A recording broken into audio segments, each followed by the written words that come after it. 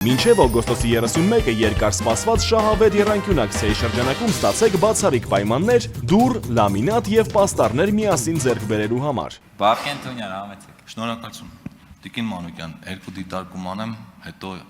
երկու հարց տամ, եթե ժամանակը հերիքի։ Նախ առաջինը, որ նշեցիք ձեր ելույթում ասեցիք,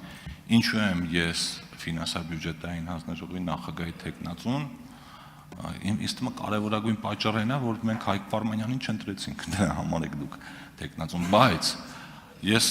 անկեղծ ասում եմ, պարոն Կարապետյանը իր խոսքում ասում էր, մենք հանձնաժողովի նախագահների թեկնածուներ առաջարկում ենք ոլորտային պրոֆեսիոնալների։ Հիմա եթե շատ անկեղծ ասեմ, օրինակ Հայկ Վարդանյանը մասնագիտական առումով մի քանի մակարդակ ավելի բարձր է, բայց ես ավելի մեծ հաճույքով ձեզ կընտրեմ, որտեղ ձեր մեջ չգիտեմ ինչ, այդպես անկեղծություն ու բան եմ նկատում, բայց դուք ոչ մի հարցի ըստ էության չպատասխանեցիք Տիկին Մանուկյան։ Նախ ու մի դիտարկում էլ անեմ, որ հիմա ես հասկանում եմ, որ ձեզ ու ձեր ելույթը օգտագործվում է ձեր խմբակցության կողմից որպես հնարավորություն, որպեսզի հնարավորինս շատ խոսեք խնդիրների մասին, ինչը նորմալ է, բայց դա մի հատ վտանգավոր բան ունի։ Դուք որ այդքան դեֆոլթի հնարավորության մասին խոսում եք, մեկը կողքից կլսի, թե Հայաստանը դեֆոլթի եզրին է, բայց Հայաստանի միջազգային սուվերեն վարկանիշը գնալով աճում է։ Բայց եթե այս բանը շատ ակրկվում, ինքը կարող որոշակի վատ սպասումներ առաջացնի։ Հիմա հարցիս անցնեմ,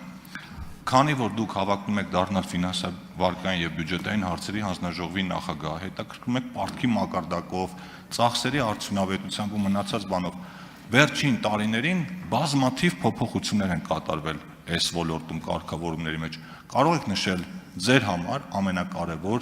3 փոփոխությունները, որ կատարվել են, թե լավ, թե վատ։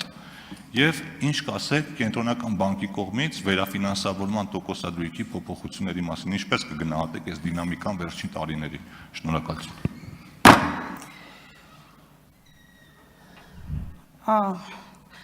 Դեֆոլտի մասով կարծես թե ես իմ խոսքում նման բան չէի ասել, պարոն Թունյան,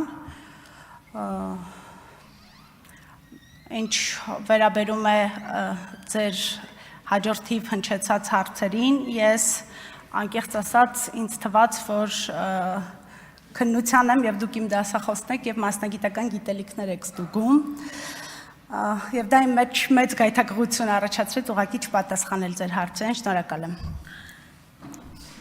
Արձագանք։ Տիկին Մանուկյան, ես պարոն Կարապետյանին, երբ որ ասեց մենք ամբողջ ելույթների հնարավորությունը օգտագործելու եմ, ես հարցրեցի, ասեցի մենք թեկնածուներին ենք քննարկելու, թե ոլորտային քննարկում ենք անելու, պատասխանը հնչեց, որ ոլորտային քննարկում ենք անում։ Հիմա ես էլ ոլորտային հարց եմ տալիս։ Կենտրոնական բանկի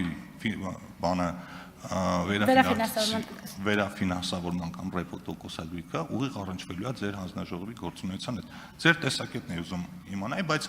եթե այդ տիպի հարց չեք ուզում, հաջորդ հարցը տամ։ Եթե ընտրվեք հանձնաժողովի նախագահ, հրաժարվելու եք ծառայողական մեքենայից, թե ոչ,